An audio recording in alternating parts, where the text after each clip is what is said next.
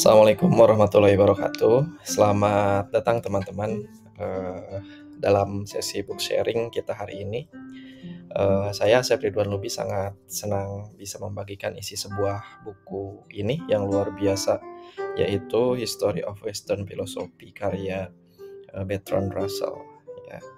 Buku ini adalah karya monumental yang menjelajahi filosofi Barat ya dari zaman kuno hingga zaman kontemporer. Bertrand Russell adalah seorang filosof yang terkemuka dan pemenang Nobel.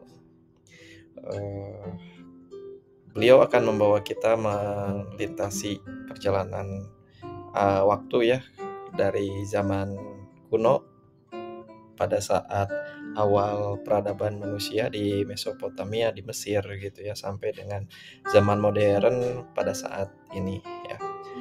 Bertrand Russell membahas gagasan-gagasan cemerlang mengenai pemikiran-pemikirannya.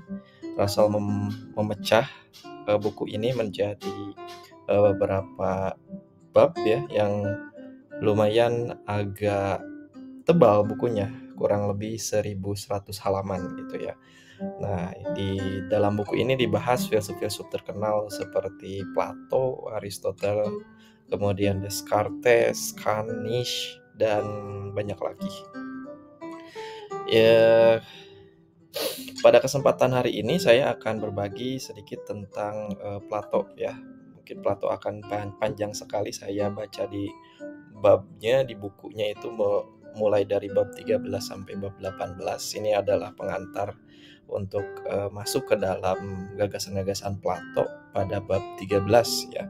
Jadi setelah Plato ada Aristotle dan kemudian Descartes dan lain sebagainya gitu ya. Nah, marilah kita masuk ke dalam materi ini ya.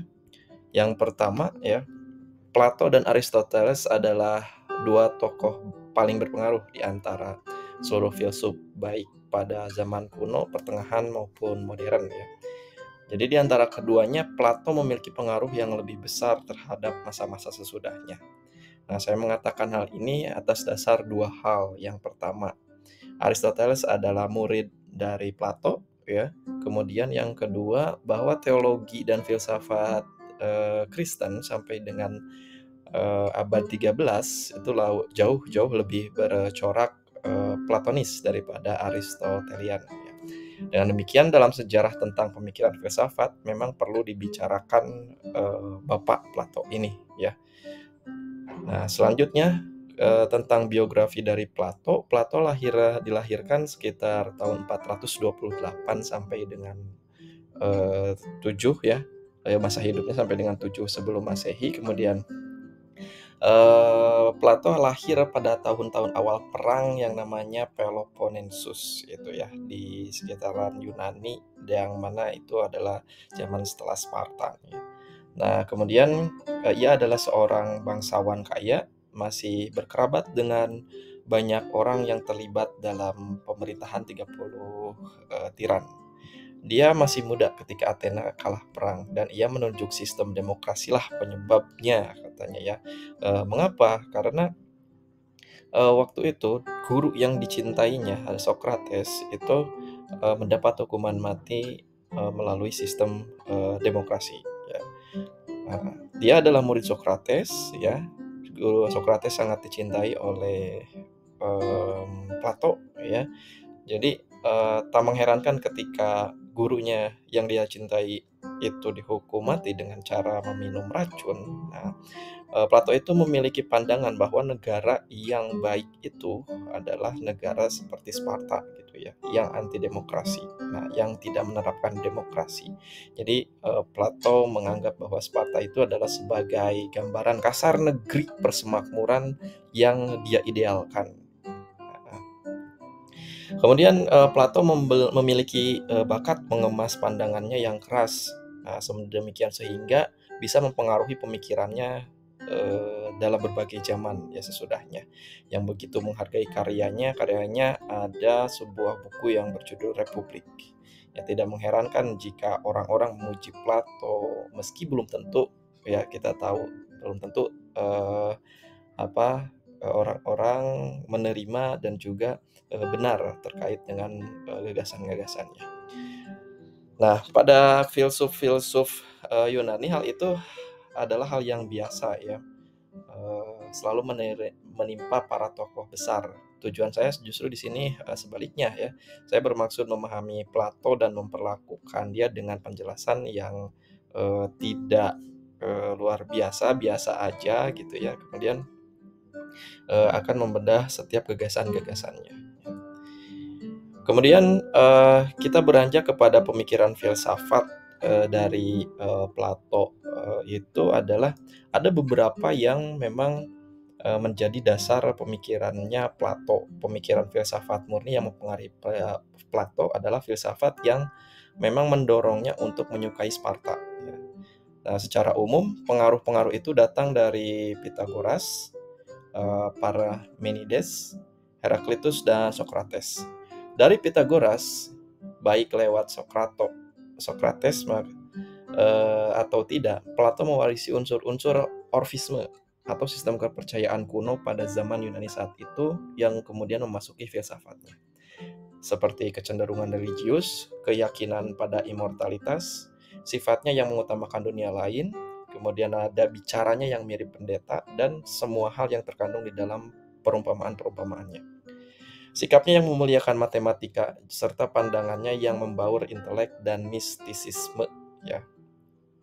Kemudian dari Parmenides, Plato belajar bagaimana ia mewarisi keyakinan bahwa realitas bersifat kekal dan tidak terbatas waktu, dan bahwa dengan bertumpu pada logika, segala perubahan adalah kenyataan semu. Kemudian dari Heraklitus, ia mewarisi doktrin negatif, bahwa tak ada yang tetap di dunia yang kasat mata ini. Ajaran ini digabungkan dengan doktrin Parmenides, menggiringnya pada kesimpulan bahwa pengetahuan tidak bersumber dari indera, namun hanya diperoleh lewat intelek. Pada akhirnya gagasan ini pun sejalan dengan Pythagoreanisme.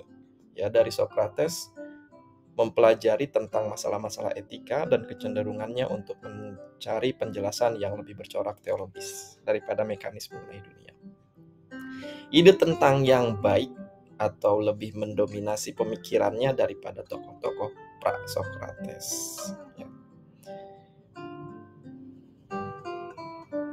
Nah, pertanyaan selanjutnya, bagaimana semua ini bisa berkaitan dengan otoritarianisme berpolitik? Ya, seperti kita tahu, otoritarianisme dalam politik adalah bentuk organisasi yang ditandai oleh penyerahan kekuasaan. Ini kontras dengan individualisme dan demokrasi. Dalam politik, suatu pemerintahan otoriter adalah satu di mana kekuasaan politik terkonsentrasi pada satu pemimpin. Ya. Otoritarianisme dalam berpolitik kaitannya dengan yang pertama, pandangan kebaikan dan realitas bersifat abadi. Negara yang baik adalah negara yang merupakan salinan paling mirip dengan modelnya yang ada di dunia, yaitu yang paling sedikit mengalami perubahan dan paling banyak mengandung kesempurnaan yang statis. Dan pemimpinnya dalam model tersebut mestilah yang paling bisa memahami kebaikan. Yang kedua, seperti semua mistikus di dalamnya diri Plato, memiliki suatu keyakinan inti yang pada dasarnya tak dapat dikomunikasikan kecuali lewat pelaku hidup. Ya. Kaum Pythagorean telah berupaya merumuskan peraturan bagi para pemula. Nah, laku itu dan pada dasarnya inilah yang dikehendaki Plato. Kemudian jika seseorang ingin menjadi negarawan yang baik, ia harus mengetahui yang baik. Ini hanya bisa dicapai dengan mengkombinasikan kemampuan intelek dan disiplin moral. Bila mereka belum pernah mengenyam disiplin ini, kemudian diizinkan ikut memimpin pemerintahan, maka mereka pasti menimbulkan kerusakan. Ketiga, diperlukan banyak pendidikan untuk melahirkan pemimpin yang baik yang sesuai dengan prinsip Plato. Bagi kita, tampaknya tak bijaksana jika menekankan pentingnya pelajaran geometri kepada Dionysius Muda, Raja Sirakus di negeri Sirakus, untuk menjadikannya sebagai raja yang baik. Namun dari sudut pandang Plato, hal ini sangat penting. Plato cukup bersifat Pitagorean untuk bisa berpendapat bahwa tanpa matematika tak mungkin dicapai. Kebijaksanaan sejati pandangan ini cenderung mendukung sikap oligarki. Keempat, Plato seperti sebagian besar filsuf Yunani lainnya berpandangan bahwa waktu senggang adalah syarat penting untuk mencapai kebijaksanaan.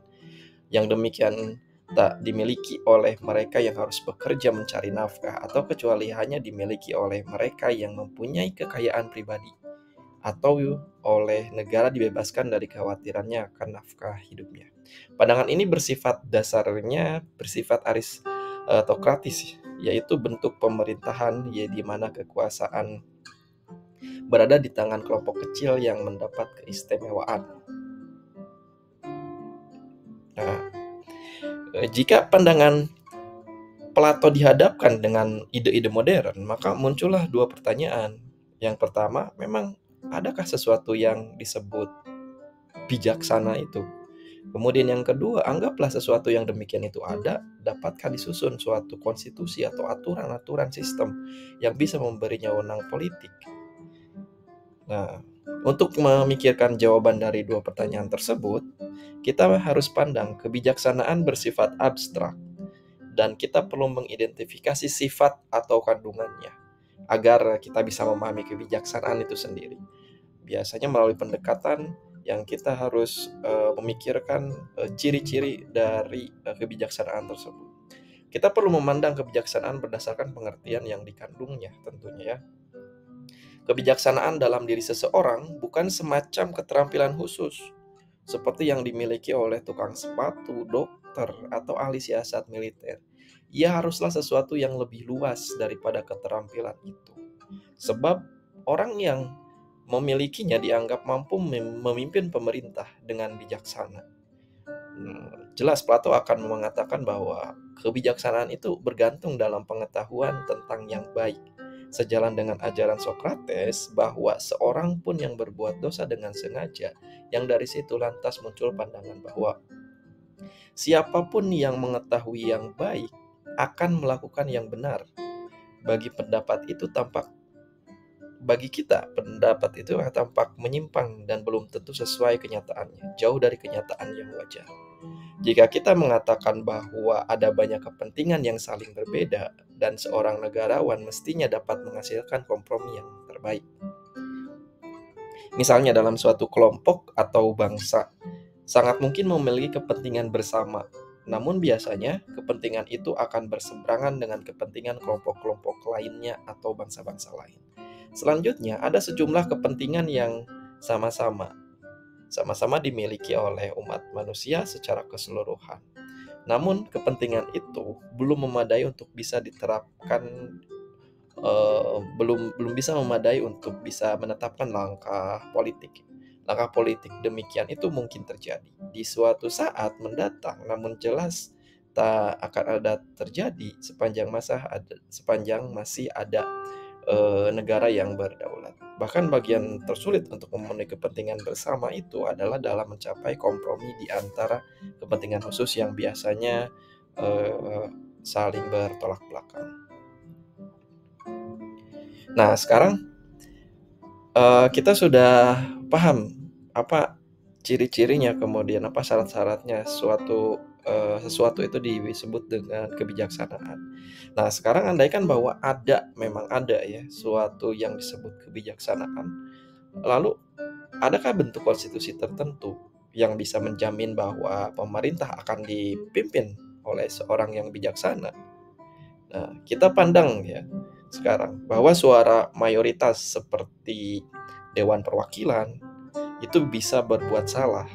Bahkan kita mendengar berbagai pemberitaan bahwa Dewan Perwakilan memang yang nyatanya berbuat salah ya. Kemudian aristokrasi pun tak selalu bijaksana. Kita tinjau sejarah bahwa raja-raja, pemimpin-pemimpin kerap bertindak bodoh dan di luar nalar. Para paus meski dianggap tidak dapat berbuat salah, telah melakukan kesalahan-kesalahan yang memprihatinkan. Atau adakah orang yang menganjurkan agar pemerintahan dipercaya kepada lulusan universitas misalnya?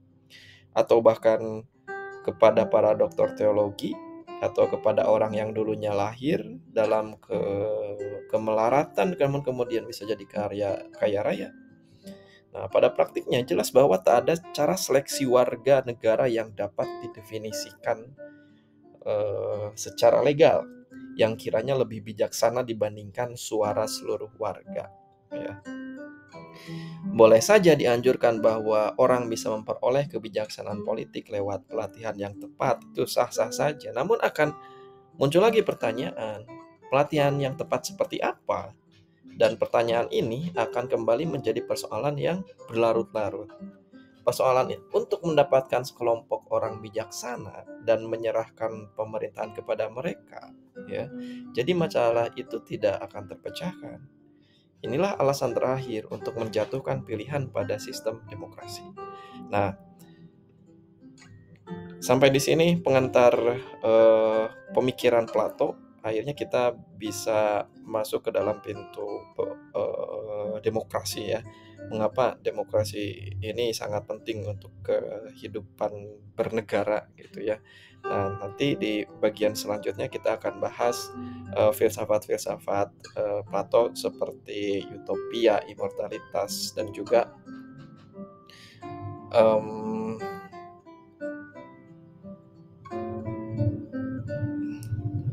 terima kasih atas perhatiannya. Assalamualaikum warahmatullahi wabarakatuh.